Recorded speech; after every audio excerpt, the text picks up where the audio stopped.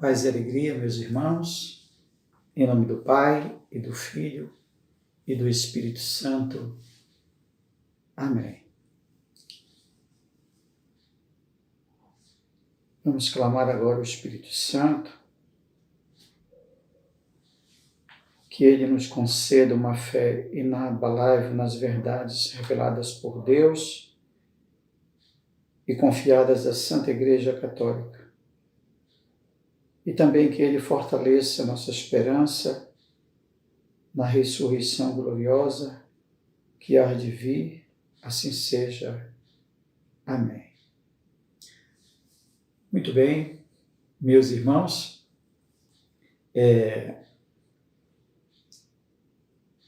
alguém disse, meus irmãos, que nascemos para crer e cremos para viver.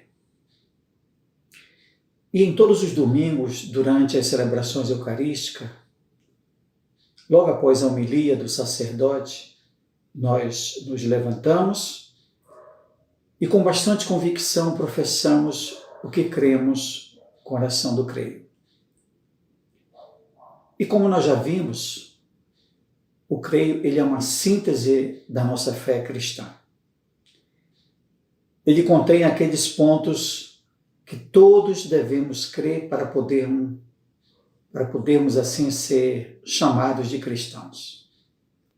E em um desses artigos rezados, nós afirmamos que nós cremos na ressurreição da carne. Mas, meus irmãos, o que significa crer na ressurreição da carne? O que significa crer nesse artigo de fé? O artigo da ressurreição da carne constitui, assim, uma das verdades características da nossa fé, da fé cristã. É também um tema, eu confesso para vocês, muito complexo. Eu diria que é um tema até desafiador. Por quê? Porque é uma realidade totalmente nova. É uma realidade que mexe com tudo aquilo que conhecemos das leis da biologia. Por exemplo, alguém pode se interrogar: será possível que um morto volte à vida? É possível que a nossa carne desapareça e reapareça desafiando as leis da ciência? O mais surpreendente de todos os dogmas, eu confesso para vocês que é a ressurreição da carne.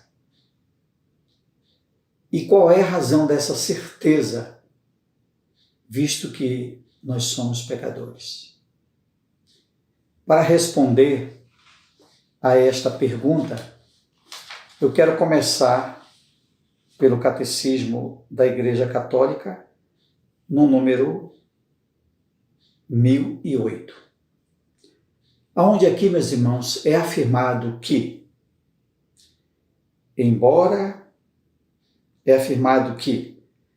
a morte é consequência do pecado.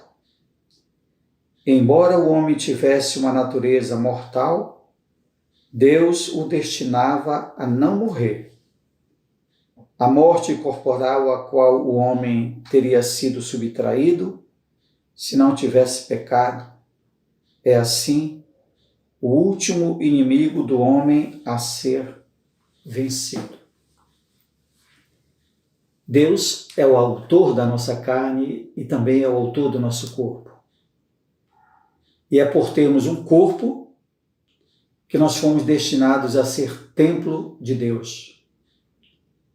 Todavia, o livro do Gênesis refere que o nosso não dito a Deus gerou pecado. Nos afastou de Deus. Mas Ele não quis que esse afastamento fosse a última palavra da nossa história. Quando chegou a plenitude dos tempos, o Filho de Deus assumiu a nossa carne, santificando-a.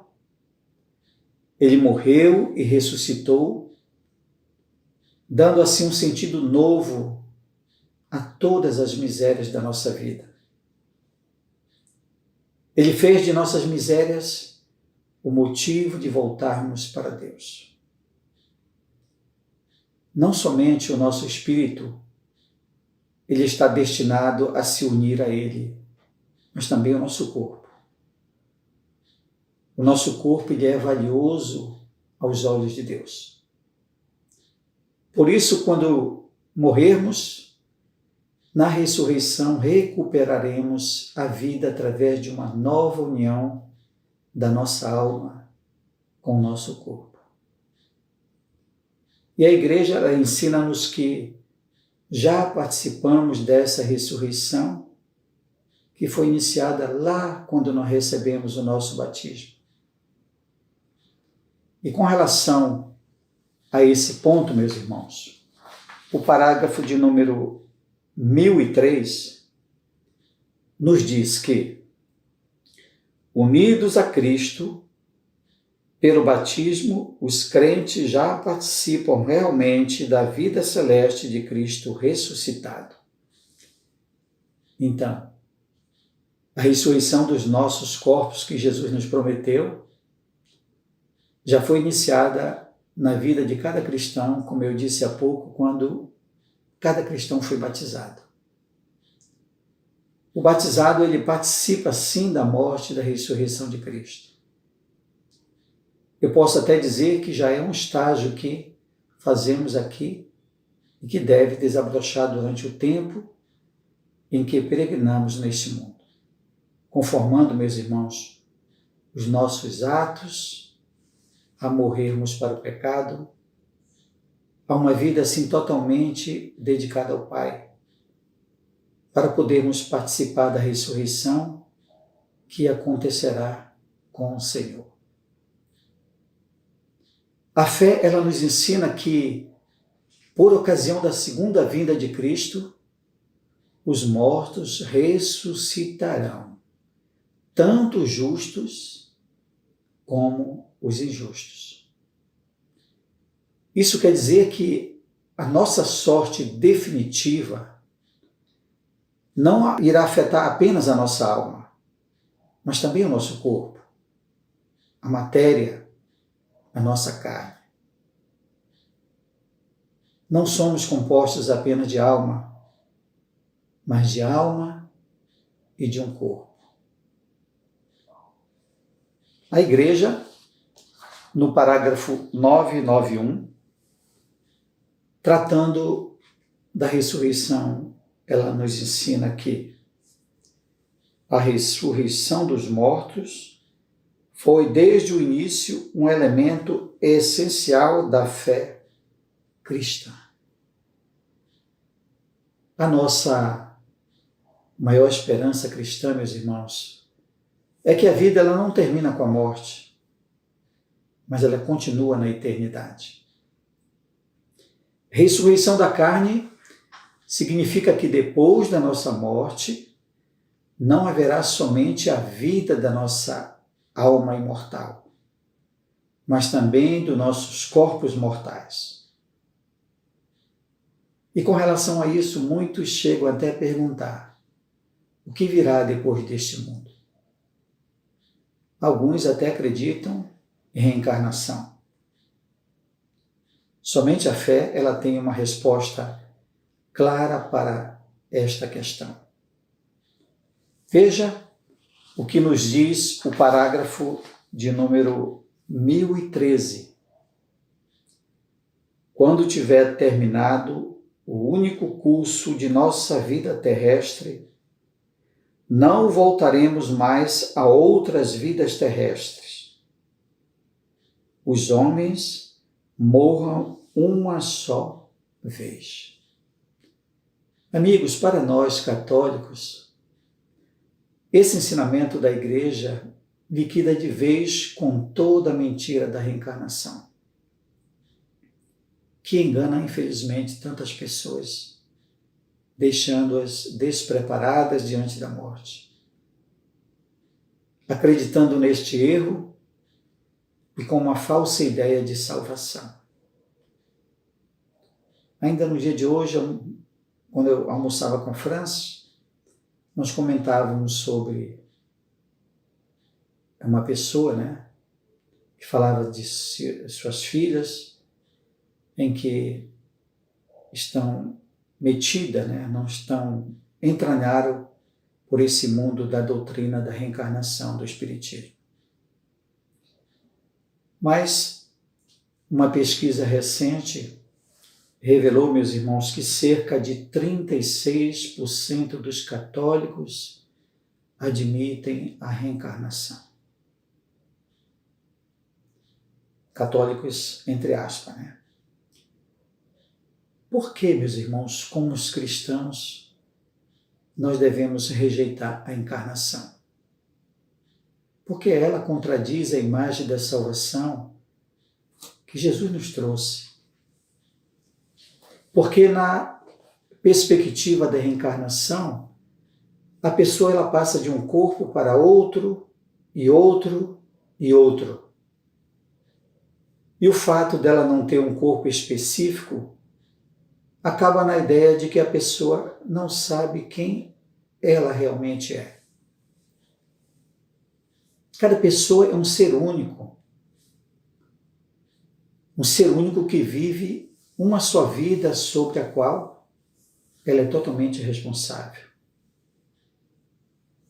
Este modo que a reencarnação entende, a pessoa ela acaba colocando em questão tanto a responsabilidade quanto a liberdade de cada um. E como os cristãos, nós esperamos a ressurreição dos outros, dos nossos entes queridos, dos nossos amigos, para vivermos, como nos diz a palavra de Deus, em um novo céu e uma nova terra. O Catecismo, no parágrafo de número 1000,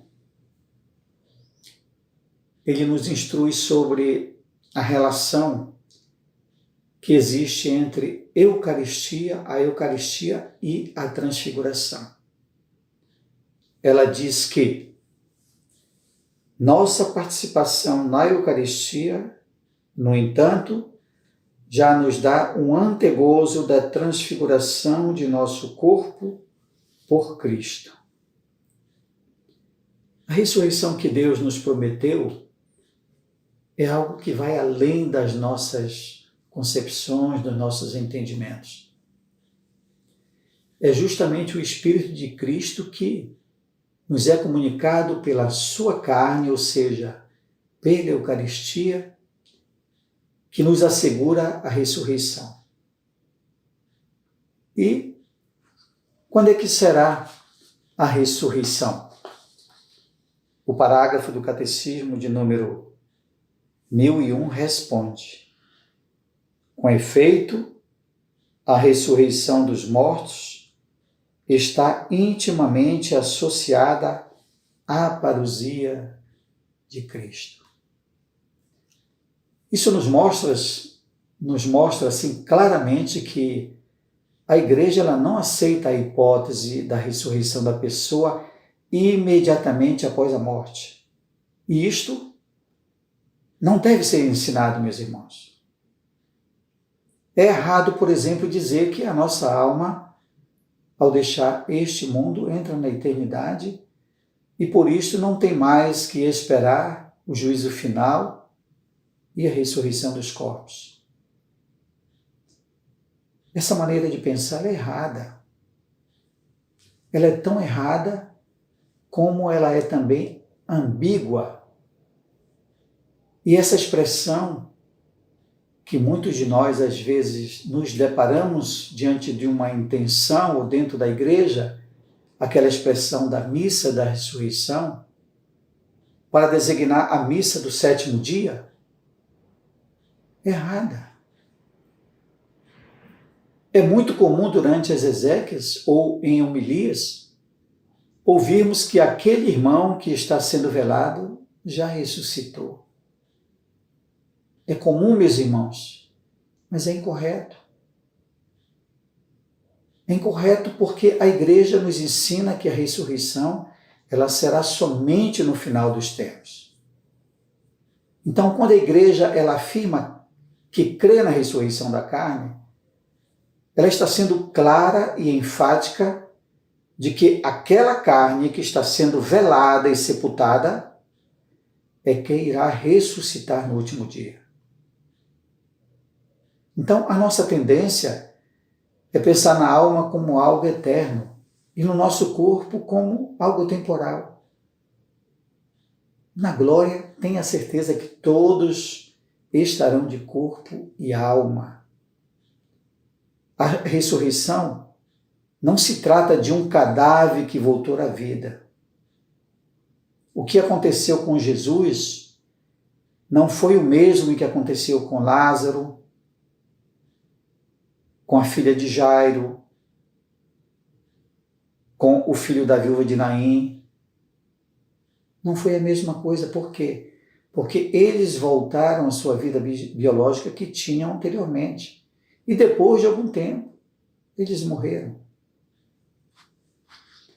O Papa Emérito Bento XVI, ele nos ensina que, se na ressurreição de Jesus se tratasse apenas do milagre de um cadáver reanimado, isso não interessaria de forma alguma.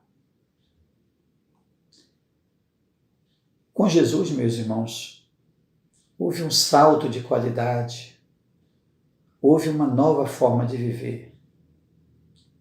Quando Jesus ressuscitou, ele aparecia e desaparecia, e não era reconhecido por seus discípulos. Os discípulos não o reconheceram porque era um corpo transformado, um corpo glorioso. Era o mesmo corpo que foi pregado na cruz e, ao mesmo tempo, era diferente.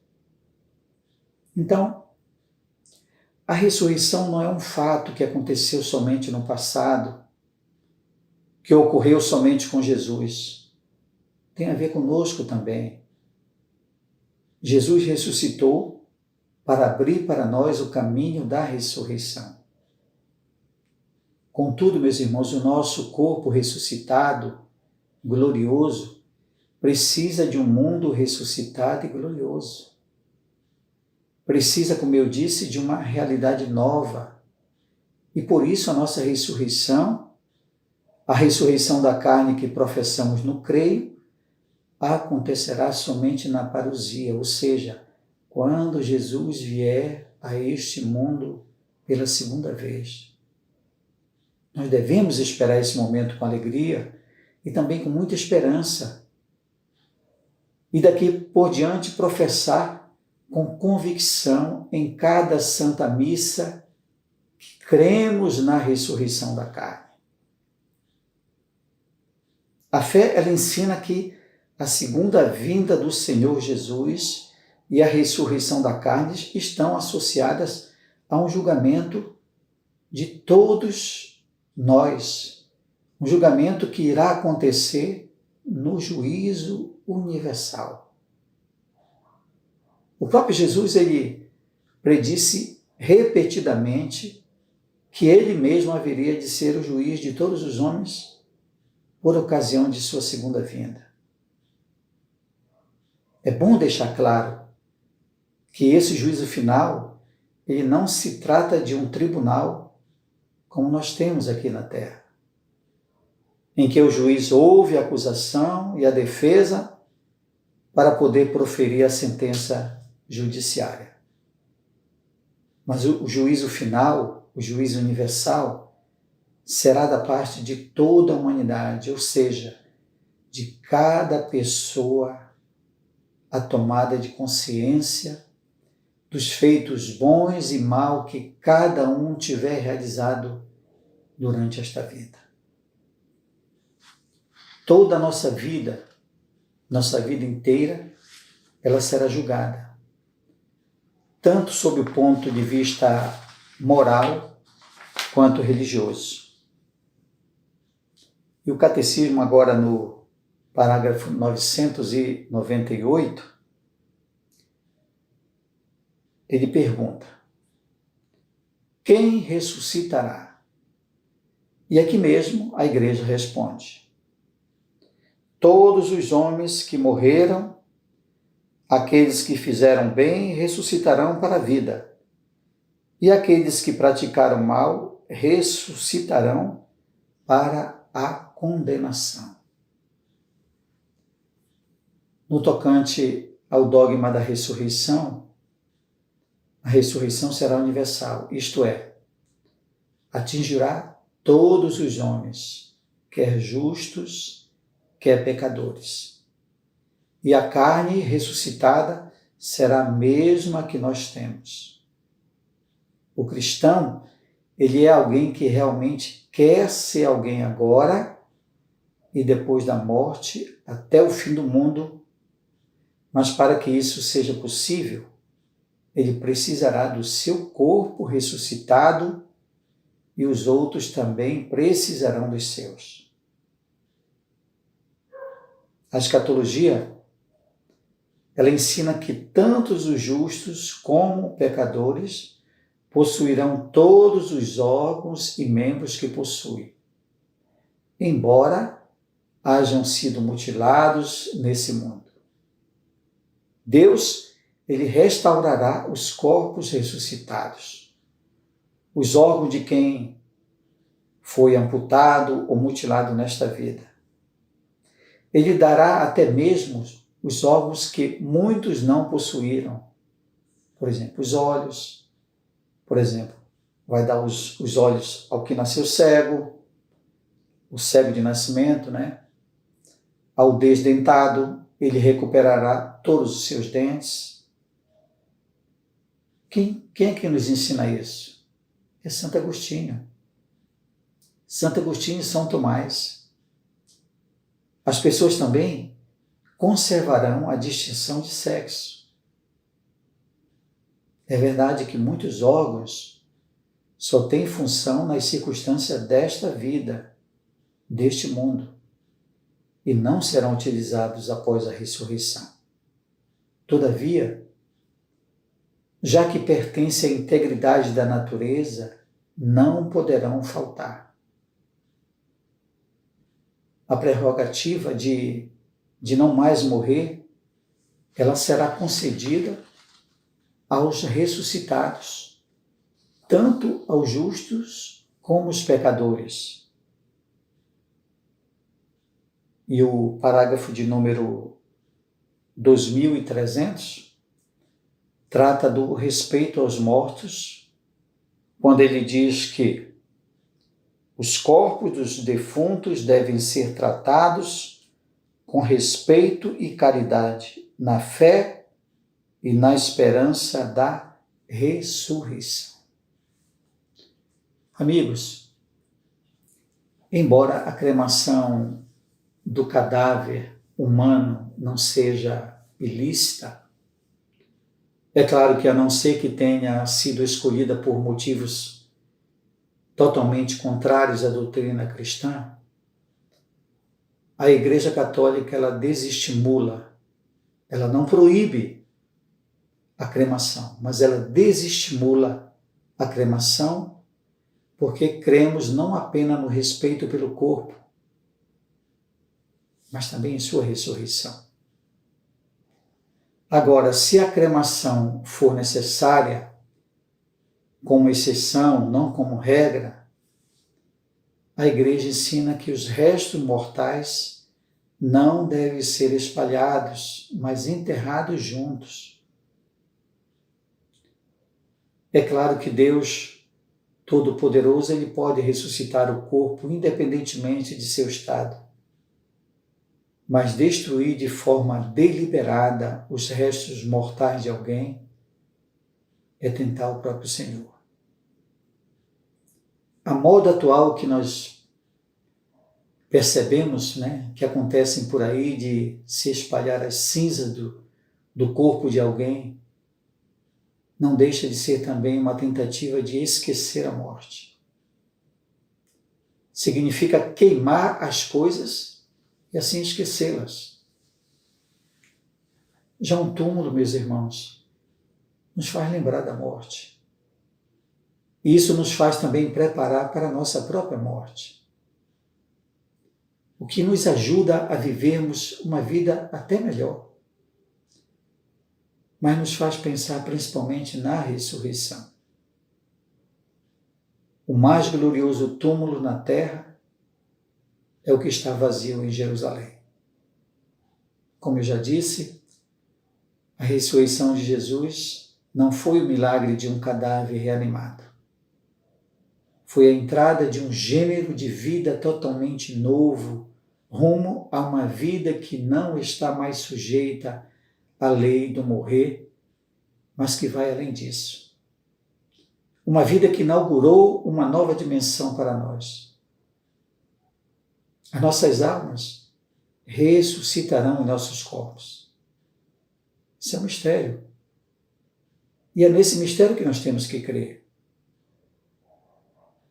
A nossa fé, ela foi experimentada pelas testemunhas que viram nosso Senhor chagado e conviveram com Ele. Vimos aqui, meus irmãos, algo sobre o artigo que um dia viveremos, que um dia ressuscitaremos. Essa é a beleza e a imensa verdade da Santa Igreja Católica que nós professamos. Espero você para o nosso 17º e último vídeo. Deus te abençoe, o Pai e o Filho e o Espírito Santo. Amém.